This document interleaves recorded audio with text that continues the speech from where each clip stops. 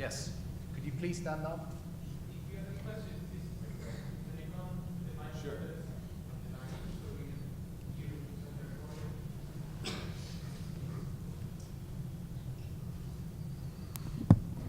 Hi. How do you guys see or foresee blockchain disrupting the job marketplace? Okay. Can we take several, perhaps? Let's take 3 questions, and then we can, if there is one more. Hello, I appreciate what I'm hearing today, and I hope someone's going to not misinterpret what I'm saying, but blockchain's not about voting, and it's not about cryptocurrency. Sure, that happens out there, but those things are one slice out of 10,000.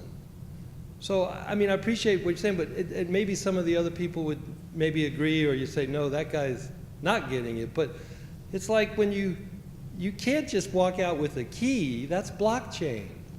So you can't just go somewhere with a key because there are 10,000 or 100,000 keys. So I don't know, maybe someone could say either I'm drinking the Kool-Aid wrong or other people haven't drank the Kool-Aid. Okay, I'm sorry. That's my question. Great. Well, how about that? Let's tackle these. Bill. Start with the job market. There's an extreme shortage of blockchain engineers. That's one way. And that's, of course, a very narrow way of looking at it. I mean, to me, if you ask me that about machine learning and robotic process automation and robotics in general, and I have a big articulate answer. I'm not so sure about blockchain and you know what jobs it's going to eliminate or create beyond the technology ones we just mentioned. Maybe might change the face of auditing. You know, it seems like auditors' jobs will change once they have extreme transparencies, but that's all I can think of. And to the second question, couldn't agree more. We've been aware, my firm, of cryptocurrencies for years, but we didn't get interested until there were blockchain application. And there's so much experimentation going on right now with this technology, so many different applications. A lot of them will never go anywhere, but some of them will. You know, I'm not sure how to take the job market question. One way would be, you know, could we use blockchain to enhance the job market? And I was just sitting here thinking, you know, job market histories or something. If somebody comes to you for a job, you want to verify their past employment. If that data was on a blockchain that was verified or something like that, you could simplify that process quite a bit. But then I think Bill's way of taking it was actually the way I had first thought of it. In that FSB report that I mentioned earlier, the lack of human resources at the supervisors and agencies is a key issue. If people are going to start using blockchain or other technologies to do anything in finance, the supervisors just are not ready to handle that sort of thing. So I don't know, 2 different ways to take that question. Another way of looking at it, there's a lot of bias that goes on in employment decisions. And I've heard the suggestion that employment interviews should be conducted anonymously. So perhaps all you need is a pair of keyboards so you can't see the person or hear what the person sounds like. Whether one could make good employment decisions with a keyboard interview and you couldn't see or hear the person, it's hard to know for sure. I think that there are team-making issues that are involved in trying to decide who makes a good employee. And yet, it seems to me that maybe some anonymization would be at least worth experimenting with to see whether we really need to see and hear the employee in order to know who would be a good member of the team. So on the job question, I would say, you know, yeah, there are predictions that the entire field of accounting is out of business because of blockchain. It's probably premature, but that's people will say stuff like that. But one blockchain we're familiar with is Steemit. This is a website which basically pays you to blog. So instead of you blogging for free on a standard platform, where it's the platform that gets the profits. You can blog on Steemit, and what they do is they pay you based on upvotes in the Steem cryptocurrency. So basically what they're doing is they're creating their own money to pay the bloggers. And people have actually, quit their jobs and gone to blogging full-time on Steemit. I don't know how many people have done this, but there's a good chunk of people out there, and it's quite remarkable, because now what we have is a system in which we have the ability to create our own money and pay people to do work that was previously unremunerated in the economy. So a lot of things like volunteer work, just Good Samaritan type deeds and whatnot. We do a lot of informal things. A lot of the most important things we do in the economy are actually not, financially rewarded. But now we have a system that, at least in part, has shown that you can reward this sort of work with your own currency, your own type of money. So I think it does have the potential, at least in part, to disrupt employment in a new way. So a question I would have, because the gig economy developed independently of blockchain.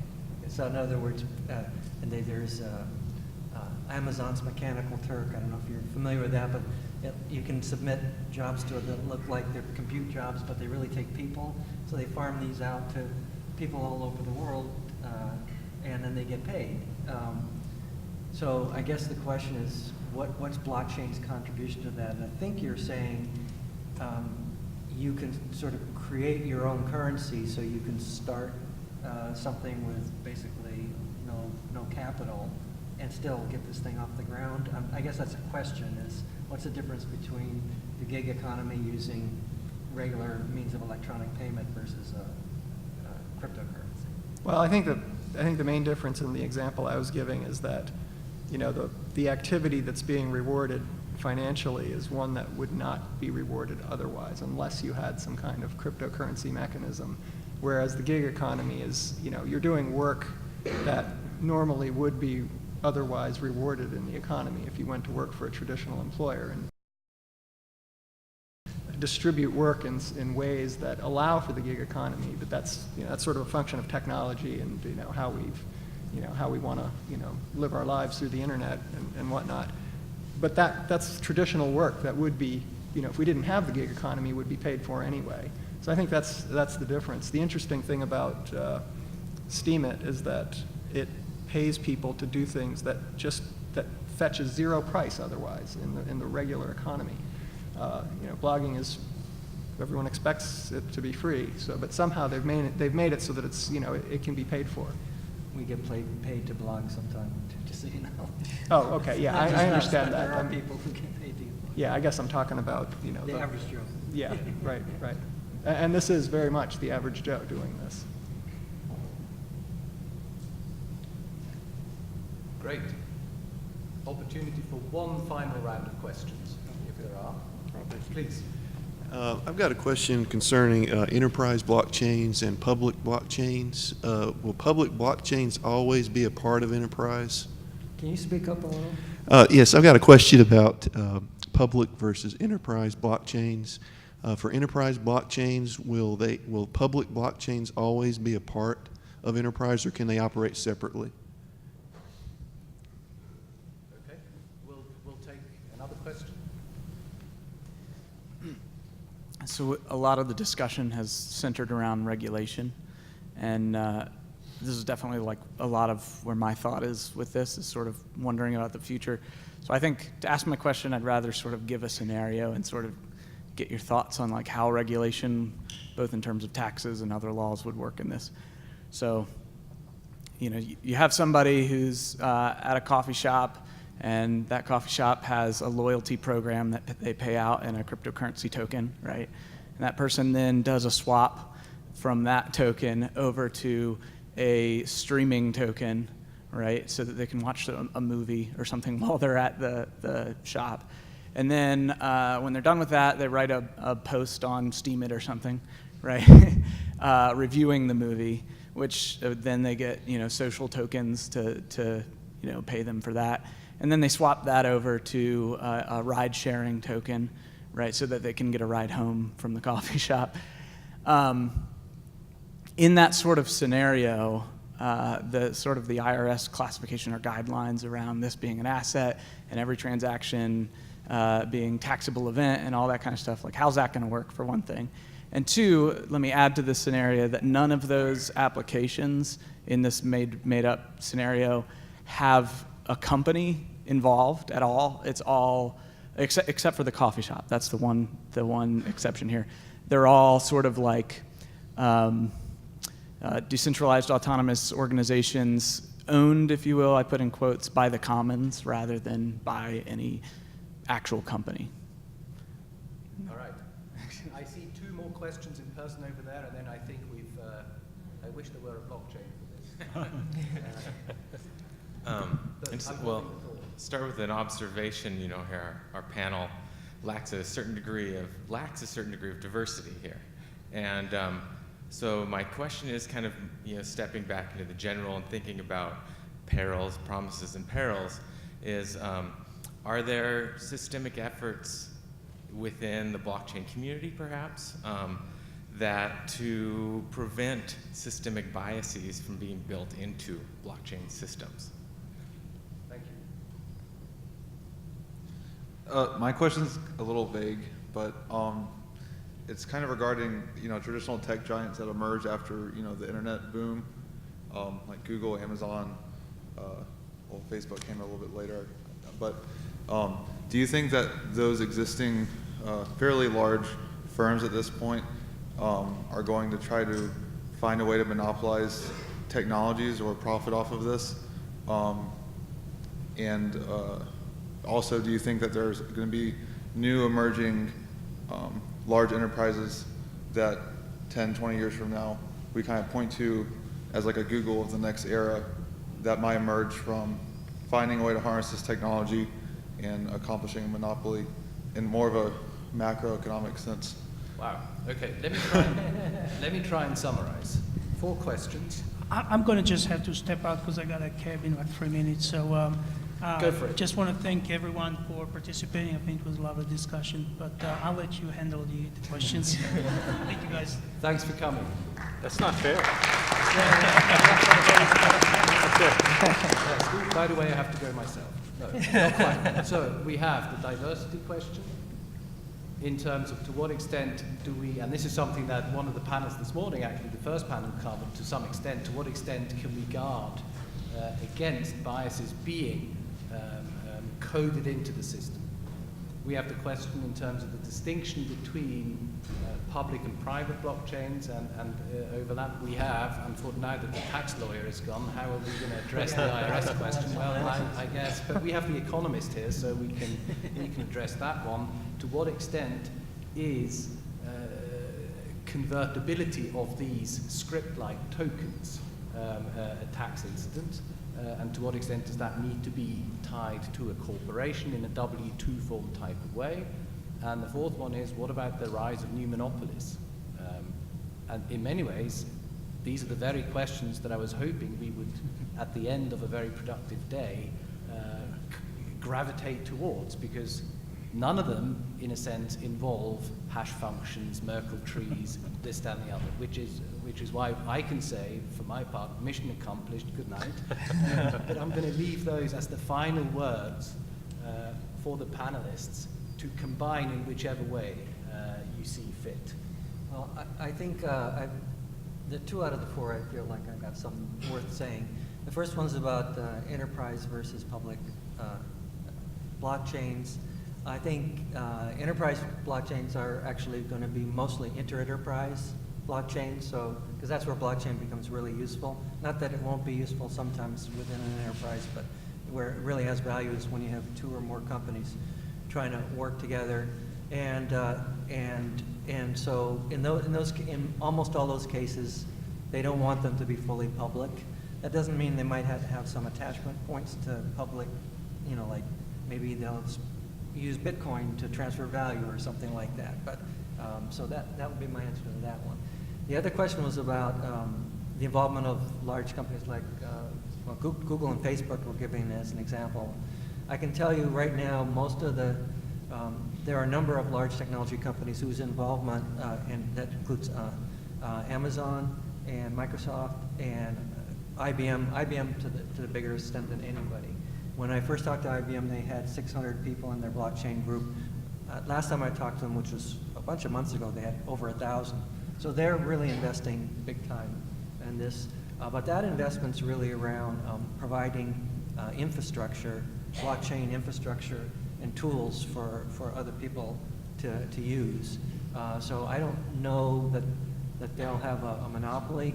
And I think the other part of the question was, will there be some new big player? I would say chances are good that so many startups in blockchain that a couple of them are going to make it big. Yeah. We're going in order? Or? Whichever way. So the only question I feel like I have anything to say on is that final question about the large firms. You know, within the last year, this term has been coined tech fins, right? These are the large technology companies that are getting into finance. So I'm looking at this from the finance perspective, but Apple Pay, Google Pay, stuff like this. So no doubt they're getting into this, and I'm sure that they will continue to get into this. This is a potentially lucrative field. They have a technological advantage and a huge customer base that they can use to their advantage. And then will there be success? I mean, I think in every boom, you know, you're going to have 1,000 firms come up, and then 10 years later, there's 6 left, and those firms are major players. The one thing that I will say is maybe different in the finance world is that there are such large incumbents. Already we've seen a lot of the small fintechs get purchased.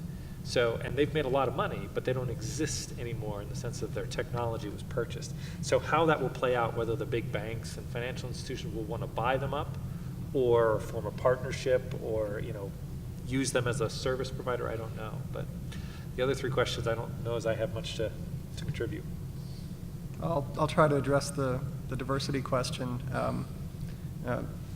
The person who was asking the question is certainly right that there is a lack of diversity. That, you know, we talked about 25-year-old cypherpunks this morning, and in general in the computer science field, it tends to be dominated by a certain demographic, right? There's, our office is basically, a bunch of white males. So how do we change that? Well, it's, it's kind of a bigger societal question of how we get diversity into our technical programs in schools, and how we get inclusion in our workplaces, and how do we change the culture of our workplaces to be more inclusive. And I don't know that the blockchain community is any different in that regard than any other technical community. It's a highly technical community, obviously. The software developers have a lot of influence and power over what happens. So of course their biases will be introduced into the software they write. I would say, however, that it's very international. A lot of times the folks working on this are all over the world. You don't even know who they are, and until you sort of bond with them and understand them a little more. So, there is that about it. But, again, to address the broader, societal question of diversity, I think we just have to, we have to work on that and realize it's a problem, and it'll affect, this community as well. You just spawned a thought on this, which is if the question was about bias built into algorithms and smart contracts, at least with those, you have the advantage of someone can examine them and try to uncover bias, versus it's a lot harder with human beings who are interviewing somebody or proving a loan or something to, you can prove sometimes numerically, but with actually, I guess, have a chance of uncovering and fixing that bias by changing the code. Yeah, that's a good point. I mean, these are foundational tools that are being built, so a lot of it is just what the application becomes on top of it, and what does, if there's bias introduced at that level, well, that's a broader problem then. But yeah, you're absolutely right. So each one of those questions was fantastic, and hopefully the people that asked those questions are going to come and join us later on, so we can continue the conversation there. I did want to focus a bit on the diversity question, because it's something that we're actively engaged in. So Technology is largely male-dominated, largely well-off individuals, on the East Coast or the West Coast. And we have two initiatives where we're trying to address that. One of them is trying to get more women involved in the creation of these systems. And so we hold these things called Rebooting the Web of Trust and the Internet Identity Workshop, where part of that workshop is we literally sit down and a decent number of women show up, and we say, okay, what are we doing wrong? What do we need to do to engage women or women of color, men of color? And we're actively working on it. And we've seen like small gains, right? So we've been working on the issue for many years now. And we always keep track of who's showing up to these events. And we've seen an interesting shift in diversity, but it is very cultural. So, if you look at the number of women of color that show up to these events, many of them are Indian, right? And there's a reason for that. In the U.S. there's this stigma, mathematics and STEM things, that's for a largely male-dominated thing. That stigma doesn't necessarily exist in India. There's a different set of stigmas there, of course, but it's this interesting cultural interplay that happens there. The other part of this is we're dealing with creating identity systems on top of blockchains, and many of the driving use cases are, wouldn't it be great if we could use this stuff for the unbanked? Wouldn't it be great if we could use this stuff for refugees? And when we're actually sitting down, designing the technology, working through the use cases, we asked the question 2 years ago, okay, how many of us have been to a refugee camp? No hands went up. Do any of us know anybody that's in a refugee camp right now? Can we get some help? And so we started teaming up with the United Nations and asking them, please send us, experts, and if you can, pay for somebody to go over into a refugee camp and spend 2 weeks, 3 weeks testing out this technology to make sure that it actually works, because it's a fictional system right now. We have no idea if it actually works on the ground. So there are a small number, not a large, a small number of people that are focused on increasing diversity, not only in the tech space, but also in the. Yep. I'd like to say something about the tax question and the monopoly question. I think that the IRS has the power, if they wanted to exercise it, to say that you can't engage in a transaction unless you report it in some way or have a withholding from it. It seems to me that the IRS has that power, and they can simply say, no, you can't do this, and make it stick. We could also say that we rely on self-reporting, as we do in some cases in the IRS, and tax these things. Whether we ought to do that, I don't know, but it seems to be perfectly possible. I think the question of the appropriate use of taxation and such things is a question that deserves a lot of thought. And with respect to the monopoly question, there's a possibility of something approaching monopoly with respect to a payment system because of the network effect. You want to be using the same payment systems as everybody else is using. So that means we're likely to get to something where everybody uses Apple Pay or whatever it might be. But for the blockchain itself, it seems to me that there isn't that networking effect. Everybody can use his own blockchain, and so you're not going to have a monopoly of blockchain as such. Although it's imaginable that IBM or somebody would have the dominant software. And to the extent that they have the best software and it's expensive to replicate it, you might possibly have a dominant firm in that way. Wonderful, wonderful. Well, it's been an extraordinary day. I hope you agree. And I won't be lengthy in my wrap-up remarks. These were largely a perfunctory buffer of time to allow us for more conversation, but I have some very minor summing up notes. We've been able to achieve many of the lofty goals that we set for ourselves, including the discussion of perennial questions, societal questions of profound importance. values and norms that are implicit in the blockchain world. And we've come across really interesting new terms from cyber libertarians and the blockchain space to this taxation as the most fundamental of all disruptions. And we've, of course, engaged in some ontological debates about the nature of disruption versus evolutionary transformation of a system. And so in that, I thank, first and foremost, all of our visitors and guests and colleagues who joined us to make the conversation possible. I thank you, the audience, physically present here in the interweb, around the globe, to have tuned in to the channel, and we certainly hope that our ambition to carry the Blockchain Symposium forward in whichever form will find your support so that we can continue a series of conversations, because I think the list of questions will not get any shorter.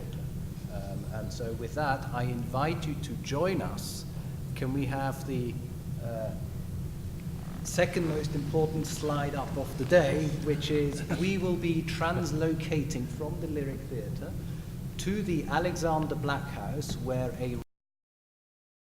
we can, all of you are invited, please come, and in about 20 minutes from now we'll be able to continue the conversation on a more personal level with some hors d'oeuvres and light refreshments.